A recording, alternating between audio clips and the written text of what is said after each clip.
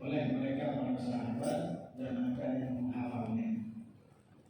Al-Hafidh dari ulama sebagian ditulis, kadang ditulis di batu, kadang ditulis di kulit. Nah, sehingga pada zaman para sahabat Nabi tidak ada tulisan yang menjelaskan tentang hadis-hadis Nabi. Artinya hadis Rasulullah SAW bukan apa yang dibicarakan oleh Nabi itu nggak betul, bukan. Apa yang disampaikan oleh Rasulullah itu pasti benar. Hadis yang sudah disampaikan sama yang di Quran itu adalah wahyu dari Allah Subhanahu wa Ta'ala. Tapi takut saja Rasulullah itu kalau ditulis dipikir itu adalah ayat Al-Qur'an. Sehingga banyak di antara para sahabat itu cuma mendengar saja, tidak sampai mereka itu jadi membukukan dari sampai akhirnya pada zaman di antara mereka para sahabat Rasulullah zaman para sahabat ini itu Islam mulai tersebar, ya. Sampai Sayyidina Umar berhasil menguasai Persia, Romawi, dan berbagai macam daripada negara-negara Mesir, banyak tersebar namanya. Ketika agama Islam itu tersebar, maklum semakin banyak pengikut pasti semakin banyak musuh. Ada ojo seneng nggak orang yang mengikuti itu jalur enak. Semakin banyak pengikut, semakin banyak musuh. Semakin banyak yang iri, semakin banyak yang dengki, semakin banyak yang tidak suka. Makanya kalau kita tidak disukai orang, tidak disenangi orang, padahal kita sudah baik,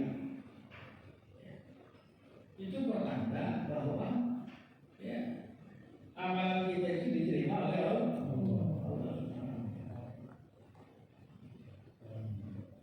Sehingga orang-orang di luar Islam itu berusaha bagaimana caranya untuk melemahkan agama Islam, bagaimana caranya untuk menyusupi daripada agama Islam ini dengan berbagai macam cara. Akhirnya mereka pun memberikan atau menyusukan mata-mata, menyusup ke dalam agama Islam, dan mereka pun kesulitan untuk bisa memasukkan ayat-ayat dari Al-Qur'an. Kenapa? Selain Allah Subhanahu wa Ta'ala mengatakan inna nahnu nazzalna dzikra wa inna lahu lahafidhun, kami yang jalan. Tapi memang Al-Qur'an itu dijaga betul oleh mereka para sahabat, nggak boleh sembarangan. Sayyidina Abu Bakar Siddiq itu pada saat peperangan Al-Yamamah melawan Musailamaah al-Kadzdzab itu banyak daripada hufadzul Quran yang berbunuh dalam peperangan. Akhirnya beliau kumpulkan seluruh versi-versi daripada Al-Quran, seluruh hufadz dikumpulkan, kemudian dijadikan satu, tapi masih berserakan kayak bacaan ini. Jadi pertama kali itu yang inisiatif untuk mengumpulkan Al-Quran itu bukan Sayyidina Utsman, tapi Sayyidina Abu Bakar Siddiq. Jadi Sayyidina Abu Bakar itu kumpulkan berbagai macam manuskrip lah kalau bahasa kita yang sekarang. Kumpulkan ini, riwayat ini,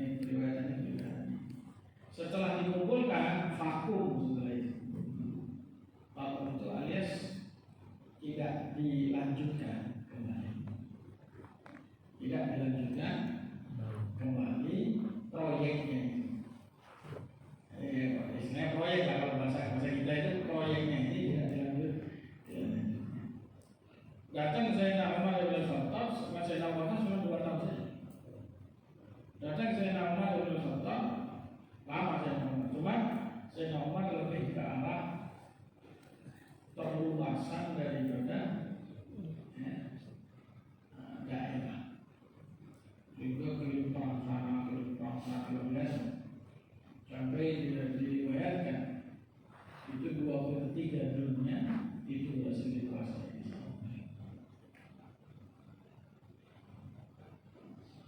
Setelah itu datang Khalifah Sayyidina Utsman bin Affan. Sayyidina Utsman inilah yang mencetuskan terkenal dengan namanya ya Al-Mushaful Utsmani. Jadi dalam hal itu dikumpulkan semua para sahabat Nabi. Tulisannya yang ada di zaman Sayyidina Abu Bakar itu semuanya dikumpulkan terus dijadikan satu kitab. Ini versinya ini kita punya jadi satu. Nah versi-versi yang lain ini tadi setelah mereka sepakati apa yang dilakukan oleh Sayyidina Utsman, ya, versi-versi yang lain yang tak kuat riwayatnya, yang kurang memenuhi syarat standar, itu dibakar semuanya oleh Sayyidina, dibakar. Sehingga yang ada cuma itu, ya yang ada. Nanti saya akan ceritakan ada beberapa cerita yang dibuat oleh mereka orang-orang di luar Islam. Disusupilah. Dibakar semuanya oleh Sayyidina Umar. Akhirnya umat Islam punya Al-Mushaful Utsmani. Dan itu setelah disepakati oleh para sahabat Nabi dan para kaum muslimin. Dan alhamdulillah apa yang dilakukan oleh Sayyidina Utsman itu adalah sebuah langkah yang sangat benar. Bukti konkretnya adalah sampai sekarang itu Al-Quran tidak berubah selama 1400 tahun lebih. Tidak berubah sama sekali. Padahal kalau kita melihat ke belakang, kalau Injil itu setelah Nabi Allah Isa diangkat, ratusan tahun setelahnya sudah diubah. Bahkan ya, Injil itu diubah setelah Nabi Allah Isa itu diangkat. Nah, dengan ratusan tahun. Makanya kalau kita membaca dalam Injil itu itu bukan Injil asli. Itu perkataan Paulus, itu perkataan yang murid-muridnya ada baca dalam Injil. Itu bukan Injil Allah berfirman itu, tapi Paulus berkata, ya, ini berkata. Jadi semuanya dia. Yang ini ada dalam Injil. Ya, ibarat seakan-akan itu tadi begitu Nabi Isa diangkat sudah berubah. Tapi Al-Quran alhamdulillah sampai sekarang 1400 tahun teruslah mengalir daripada ya zaman Sayyidina Utsman. Nah zaman Sayyidina Utsman itu orang di luar Islam sudah mulai mengincar juga, tapi memang belum tampak jelas tentang fitnah-fitnah yang terjadi yang akan memporak-porandakan daripada kaum muslimin saat terjadi pertama kali, dan itu sudah disampaikan oleh Rasulullah. Rasulullah sudah sampaikan. Rasulullah mengatakan, "Awwalu fitnatin qatlu Utsman." Terjadi pertama kali yang namanya fitnah tersebut itu adalah dengan terbunuhnya Utsman bin Affan. Saat itu Sayyidina Utsman jadi khalifah dan beliau dibunuh. Setelah beliau dibunuh saat membaca Al-Quran, nah, mulailah itu orang-orang mereka cari kesempatan. Kenapa? Karena kaum muslimin pada saat itu terus jadi pertikaian luar biasa.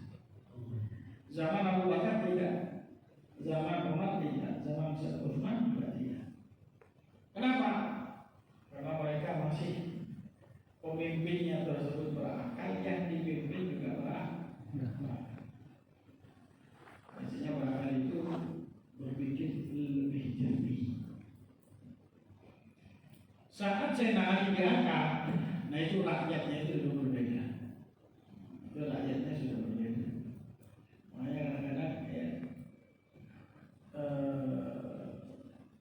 kepemimpinan itu baik atau tidak, bukan hanya sekedar kita bisa salahkan pemimpin, tapi juga tergantung cuma saya bilang yang paling enak kalau pejabat itu pejabat di teknologi ya.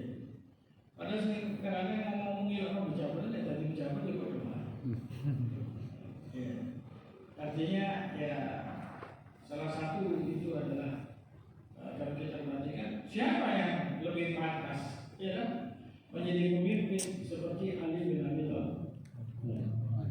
Bahkan beliau itu lebih pantas untuk menjadi pemimpin Islam sepanjang berani, cerdas, zuhud. Karena itu zuhud, sejujurnya bisa ini. Ambil duit, tak numpuk duit jangan. Walaupun bujurnya apa, tapi jangan uang. Setelah saya datang Fatimah ini, tak ada uangnya kan? Cerita masyhur tentang daripada beliau bagaimana kezuhudan. Kemudian keberanian beliau, kecerdasan beliau. Diakui. Itu pemimpinnya gampang, tolong. Tahu kan? Terus pada itu sampai saya ingin berharap kalau kita punya pemimpin yang adil, insya Allah makmur. Rakyat kayak awakmu ya sudah. Iya kan? Artinya kita ini jangan dibiasakan untuk mencari kambing hitam dalam kehidupan kita untuk bisa meraih kesuksesan. Artinya sekarang banyak orang ini gara-gara ekonominya seperti ini. Kalau udah kita makmur, ini harus begitu. Kita nggak mau sohut, makanya tidak makmur. Ini kan begitu. Kalau anda tak mau berubah diri anda sendiri, anda akan cari daripada kami hidup. Setelah terbunuhnya Sayyidina Utsman, ya banyak adalah cerita. Akhir yang mau saya sampaikan berkaitan dengan hadis. Akhirnya setelah Sayyidina Utsman sesuai dengan firasat Rasulullah. Di luar Islam itu mereka sudah tidak mampu untuk merubah atur yang dijadikan sasaran itu adalah hadis Rasulullah dulu berkata begini. Rasulullah di antara yang paling terkenal yaitu adalah seorang yang berasal dari Persia. Seorang yang berasal dari Persia. Dan dia mengakui hal tersebut. Walaupun dari sebagian golongan tidak percaya, mereka menafikan. Karena orang dari Persia itu mereka itu paling dongkol marah kepada Sayyidina Umar bin Khattab. Paling marah. Orang Persia itu paling marah sama Sayyidina. Kenapa? Yang menaklukkan Persia itu adalah Umar. Nah, seorang dari Persia yang terkenal dengan namanya Abdullah bin Salam. Dia mengatakan dalam sebuah periwayatan, "Laqad wada'tu fi hadits Rasulullah sallallahu alaihi wasallam mi'ata alfi hadis." 100 juta hadis. Oleh Imam Bukhari itu akan 70.000. Lah hadis itu 100 juta. Dia memang sengaja letakkan untuk membuat kacau balau daripada kaum muslim. Sehingga setiap perkataan ini qala Rasulullah sallallahu alaihi wasallam. Siapa perkataan ini qala Rasulullah sallallahu alaihi wasallam. Kalau qala Allah enggak bisa mereka. Kalau Allah kayak buka Quran itu apa lucu. Akhirnya mulailah hadis-hadis palsu itu dari dulu. Hingga mereka mensyaratkan, kan gampang. Makanya Anda jangan langsung percaya. Saya punya syarat ahli bagi Rasulullah. Enak. Nah, udah gampang. Kalau sebagian orang, kamu ini habatin tidak ikut matanya ahli bait. Kita punya syaratnya ahlul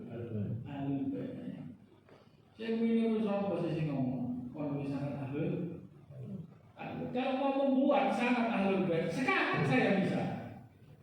Kan tak gawe-gawe wae, An Habib Salim bin Umar Syati, an fulan, guru terus an Rasulillah. Ya iso.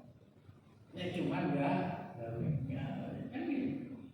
Akhirnya itu timbullah.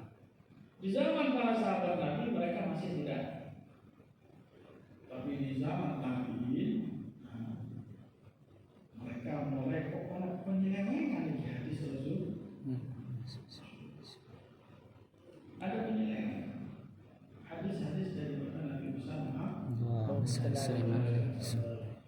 Akhirnya berkatalah perkataan-perkataan ya yang diriwayatkan ya seperti yang viral itu ada viral saya yang dari air itu kan itu cerita lama ya yang viral kemarin ada yang membantah misalnya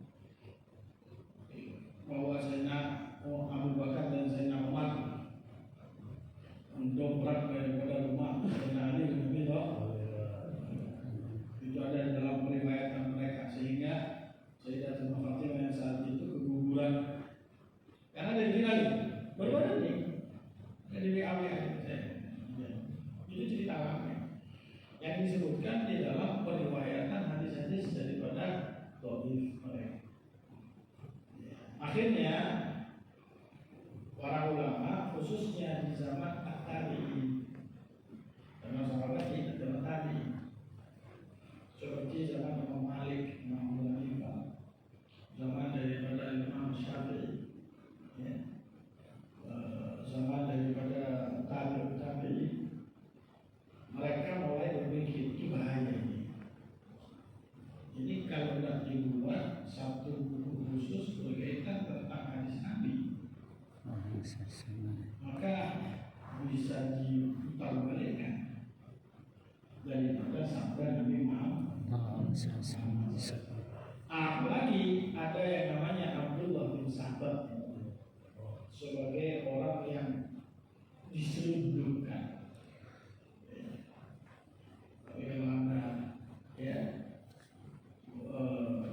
Memang ini namanya kan orang-orang di luar golongan harus mengajar juga Abdullah bin Sabat itu adalah seorang fiksi. Orangnya itu nggak ada. Akhirnya setiap ada orang yang berkata, kalau Rasulullah pegang, tekan di orang fulan, kamu sezaman tak? Pernah ketemu tak sama si fulan? Oh saya pernah ketemu. Kapan kamu ketemu? Itu ditanya di sini. Saya nggak pernah ketemu, tapi saya dengar dari saya mana? Kenapa saya nggak kamu sebutkan? Kok kamu langsung kepada Rasulullah? Itu dibahas, jadi kan dibahas. Sehingga kitab pertama kali yang dibuat dalam ilmu hadis itu adalah kitab yang dikarang oleh Imam Malik yang terkenal dengan kitab namanya Al-Muwatta. Jadi Imam Bukhari masih suwe, masih lama. Imam Malik itu ya tahun pertama Hijriah, abad pertama. Sedangkan Imam Bukhari itu abad ketiga dan nah, setiap orang ditanya bagaimana. Setelah Imam Malik, kitab yang paling terkenal dalam ilmu hadis adalah Musnad Imam Ahmad bin Hanbal. Musnad Imam Ahmad bin Hanbal itu berisi puluhan ribu daripada hadis. Imam Ahmad itu hafal daripada hadis-hadis ya, melebihi Imam Bukhari. Cuma Imam Bukhari itu memang lebih terkenal karena kitabnya. Karena Imam Ahmad bin Hanbal menuliskan di dalam kitabnya yang terkenal dengan Musnad Imam Ahmad itu antara hadis yang dhaif ataupun hasan ataupun sahih. Pokoknya ditulis. Mau sahih ada ditulis. Nanti dilihat ini hadisnya apa, ini hadisnya apa. Tapi ditulis. Sedangkan Imam Bukhari, beliau itu adalah ulama yang pertama kali menulis kitab. Pertama kali yang menulis kitab khusus hadis sahih. Khusus. Jadi beliau apa? Orang dia ratusan ribu dari hadis. Tapi yang paling sahih tak tulis. Jumlah hadis Bukhari itu 6.000. 6.000 hadis. Itu pun berulang-ulang. Ada satu hadis diulang 2 kali, 3 kali. 2 kali, 3 kali. Ya. Yang ada dalam hadis Bukhari. Makanya para ulama ada yang meringkas hadis Bukhari dan namanya tajrih sahihnya dan lain-lain. Daripada hadis Bukhari. Nah, kemudian Imam Malik mulai membuat karangan. Dilanjutkan oleh Imam Ahmad bin Muhammad.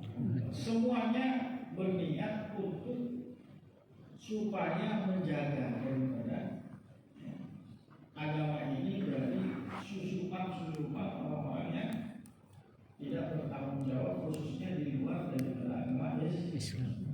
Dan subhanallah, ini adalah sebuah cara yang Allah Subhanahu wa Ta'ala buat untuk agama Islam ini, supaya agama ini menjadi agama yang benar, jalannya sesuai dengan jalan Allah dan Rasul. Kenapa? Karena penulisan hadis ini Bukhari, Muslim dan sebelum-sebelumnya itu tidak pernah terwujudkan dan ada di dalam agama-agama sebelumnya. Jadi mulai ya agama yang dibawa oleh Nabi Isa, Nabi Musa, tidak ada. Jadi kemudian an Isa ala Nabi tidak ada. Jadi satu persatu itu tidak ada. Jadi sanad itu hanya khusus dimiliki oleh agama Islam. Dan itulah yang menjaga. Ya, makanya kalau kita sekarang ada orang berpendapat, oh menurut saya gitu, apa dalilnya? Hadis ini, bagaimana salah? Jadi nggak boleh sembarangan. Orang berusaha sembarangan sekarang ngomong. Ya. Seperti yang terjadi dalam beberapa di antara hukum-hukum yang keluar dari beberapa orang. Ya. Seperti nikah mut'ah yang diriwayatkan daripada sanad-sanadnya. Sanadnya dari mana? Banyak hal. Ada sholat ya, satu hari itu bisa dijamak langsung 5, langsung 10, langsung 17 ya, langsung 5, langsung 17 subuh, zuhur, asar, maghrib, isya. Jadi nggak mungkin nggak dengar. Cuma ini ada dalam beberapa. Jadi kita tanya, kalau kamu mengatakan boleh, mana syaratnya dari Rasul? Kalau mereka ingin untuk membuat apa yang mereka katakan benar, dia bikin fulan ini siapa kamu? Soalnya apa? Kalau dia menyebutkan fulan dibikin sendiri sama dia. Itu sama ulama sudah dicari. Makanya ada dalam ilmu hadis namanya ilmu jarh wa ta'dil. Ada belajar ilmu jarh wa ta'dil sampai puluhan tahun kan. Fulan lahir di mana? Ini kita itu puluhan jilid.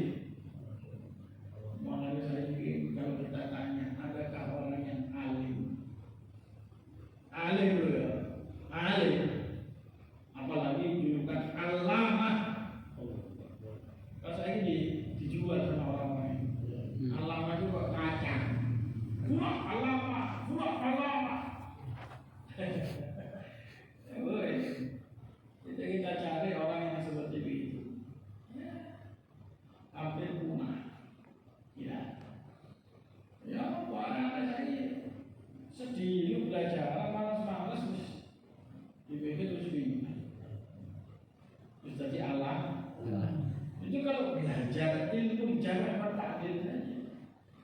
Mungkin puluhan tahun dia nggak ada habis. Belum yang lain. Makanya kita itu nggak tahu orang apa musuh paling senang ini. Lagi ada nih pengalaman. Si ngomong ini pengalaman. Dari mana orang ngomong tahu di dalam mana? Ini pula pengalaman. Mana kita orang pengalaman? Orang pengalaman itu paling senang pengalaman itu, ya. Namanya orang apa? Apalagi kalau dia itu salesnya.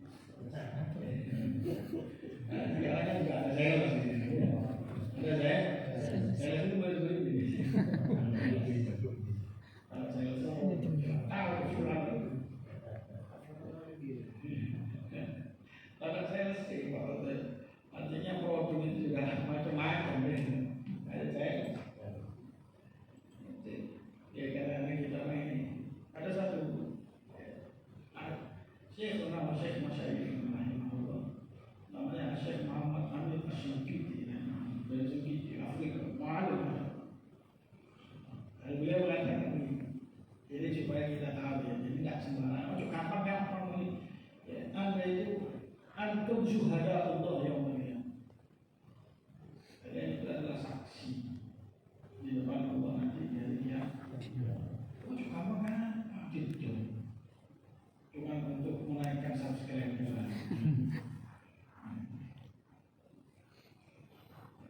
Ada guru kita itu Syekh Muhammad Amin Asyikiti, alim, masya Allah, apal Quran, apal ini, apal kafir dia apa? Semuanya apa? Ya. Itu beliau itu kadang-kadang kalau ngomong sama murid-murid itu, dia berkata begini, ini orang ini, ya, anak heran. Belajar di sini 4 tahun, 5 tahun, 7 tahun, pulang menjadi orang alim besar. Menjadi orang alim besar. Saya itu belajar nahwu saja, nahwu sama sorof saja 10 tahun. Nahwu sorof toh, ya? 10 tahun. Lainnya orang yang belajar fikih, nahwu, sorof, hadis, tafsir, apa tahu? Jadi, tak segampang ini. Apalagi anak-anak sekarang itu hikmahnya dalam belajar. Apalagi orang-orang zaman sekarang itu hikmahnya dipikir bisa baca kitab Google jadi mana. Apalagi orang zaman sekarang itu nek wis iso ceramah, itu jeleknya itu. Pokoknya isu ceramah enak aja. Jadi apa penyanyi lah orang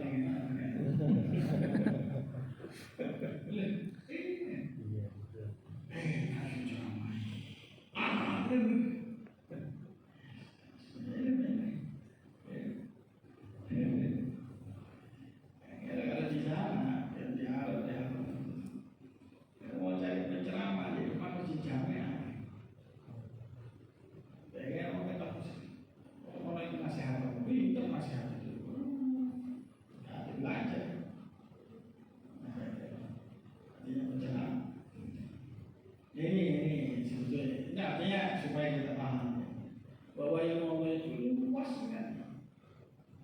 Saya dari ini ngajar ini kita apa? Yang mana ya itu enggak? Itu artinya menurut ulama alim. Sekarang kita dapat jarang orang-orang itu jangankan berbicara tentang daripada ilmu nahwu dan sorofnya saja masih amburadul. Bahkan kitab-kitab seperti Alfiyah saja mereka tidak mumpuni untuk mempelajarinya. Itu sudah. Nah ini sekarang. Makanya kalau anda itu kitabnya hikmah itu harus diperbaiki. Akhirnya ada masjid. Setelah itu datanglah masa Bismillah. Sudah bisa untuk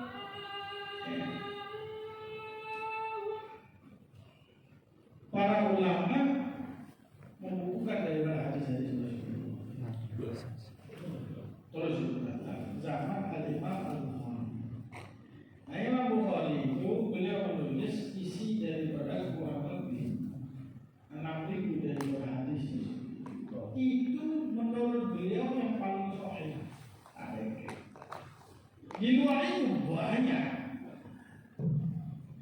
Setelah datang Imam Bukhari, datang muridnya Imam Muslim. Setelah Imam Muslim itu datang setelahnya Imam At-Tirmidzi, datang Imam Abu Dawud, datang setelahnya. Tapi karena tidak ada yang sekelas Bukhari, bahkan ada ulama yang mempromosikan kitab, saya punya kitab, ya, ini saya tulis yang tidak ada di Bukhari, sanadnya yang paling sahih, yaitu adalah Imam Al-Hakim, Sahihul Mustadrak, tapi tidak sama seperti Al-Bukhari. Karena Imam Bukhari itu mendapatkan izin langsung daripada Rasul. Wah itu tak sembarangan, gaya-gaya itu tak sembarangan. Kalau nggak dapat izin, itu biasanya barokahnya kurang. Kalau sudah dapat izin, beliau kan dapat izin langsung daripada Rasulullah SAW. Wow, saya Beliau sering bermimpi Rasulullah. Wow, saya Bahkan kalau ada hadis yang beliau ragu sholat 2 rakaat, minta kepada Allah untuk supaya bisa bertemu langsung dengan Rasulullah, bertemu dengan mimpi. Kecuali di sini, ya, tak sembarang. Orang awal ini harus puas, pokoknya nilai ta'ala khair insyaallah. Insyaallah. Biasanya yang khair insyaallah itu harus di luar tabunya. Ini untuk supaya kita mengerti sedikit. Nah, pembacaan daripada Sahih Al-Bukhari yang dilakukan di bulan itu sebetulnya baru saja. Kalau mau baca hadis Bukhari itu dihafal dulu. Itu kalau ada masalah baca Bukhari. Saking barokahnya Bukhari. Ada masalah hujan tidak datang, ada perang, ya, cekling, itu mereka kumpul jadi satu. Yang dibaca adalah hadis.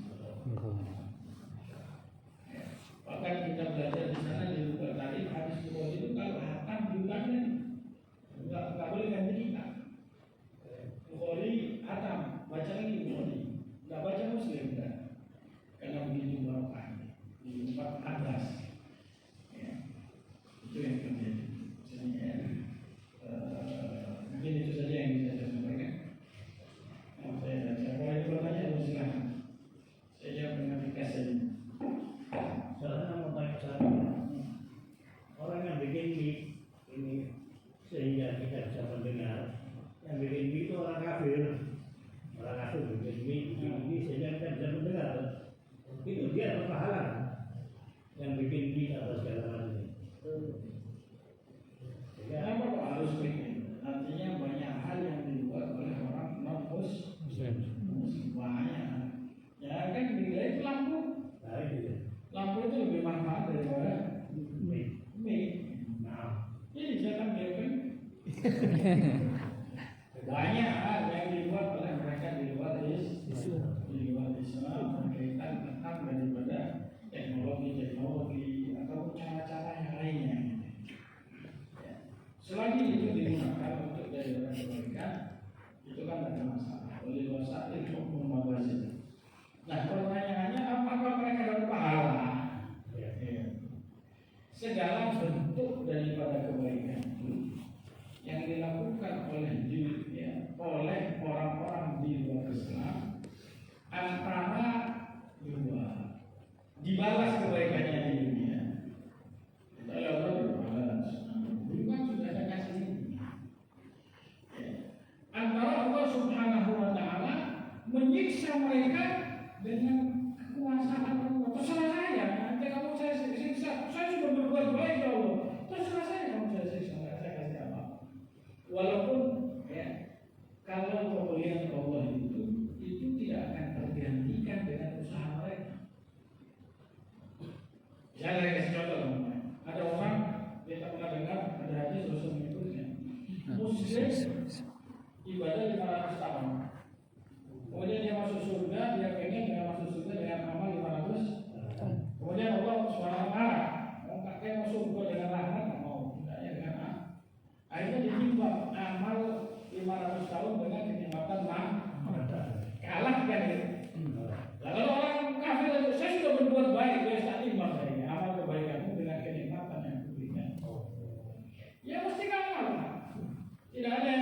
bisa untuk mengalahkan hujah Allah Subhanahu wa taala nanti di hari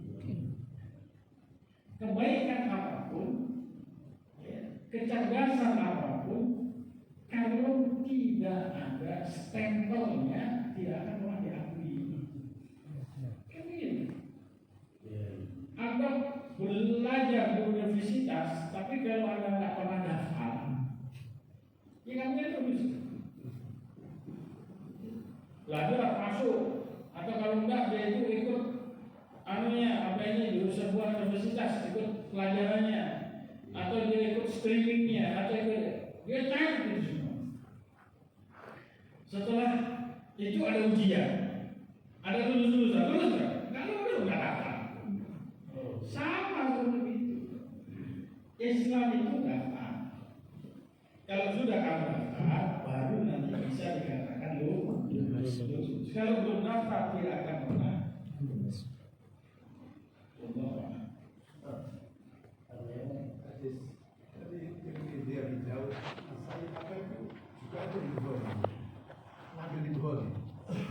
Jadi hampir mayoritas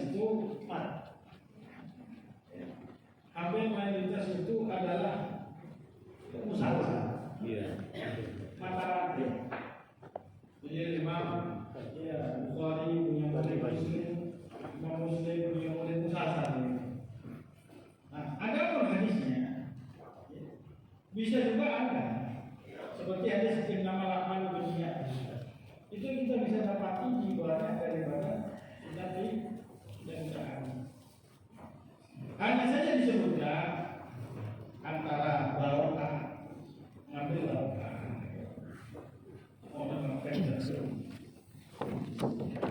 Atau terkadang ada satu pembahasan kan biasanya begini. Ibu Khari itu ada yang lupa. Misal kita wudu, nanti disebutkan hadis berkaitan dengan wudu. Ternyata dalam kaitan wudu itu ada kaitannya dengan misal contohnya adalah jihad fisabilillah. Nanti di bawah jihad diulangi lagi. Lalu apa diulangi? Kalau sudah disebutkan di awal. Itu ada usul masing-masing. Jadi mungkin bahwa kita yang ada di dalam Bukhari tertulis di dalam sunnah akhirnya. Walaupun memang jiplak atau di master kadang-kadang, cuma ada satu ya untuk menguatkan bab yang akan dia bahas.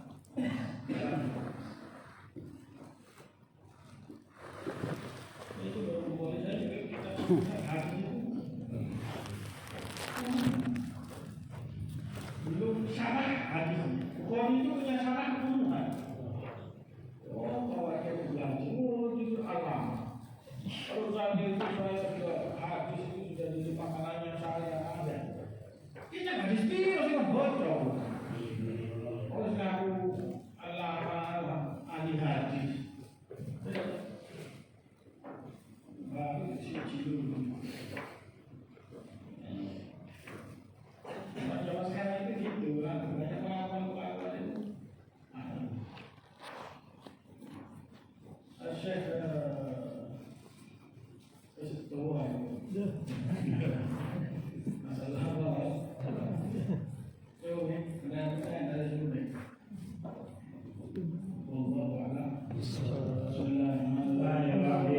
ربنا انفعنا بما علمتنا رب علمنا الذي ينفعنا رب فقنا وقرابة لنا في ديننا عن أهل الكفر أنثى وذكر رب وفقنا ووفقهم لما تقتضي قولك يعلم كرم وارزقه كل حلالا دائما نخلى بالخير ونخلى كل شر ربنا أصلح لنا كل شؤون وأقر بالرضا منك العيون واقض عنا ربنا كل الديون قبل أن تأتينا رسولا واغفر واستر أنت أكرم من ستر وصلاة الله تغشى المصطفى من إلى الحق دعانا والوفاء بكتاب فيه للناس شفاء وعلى آل الكرام شرفاء وعلى الصرف المصابيح الغرى اللهم اهدنا بهداك واجعلنا ممن يشاء بالرضا ولا تولنا وليا سواك ولا تجعلنا ممن خلف أمرك وعصاك وحسبنا الله ونعم الوكيل ولا حول ولا قوة إلا بالله العلي العظيم صلى الله على سيدنا محمد وعلى آله وصحبه وسلم.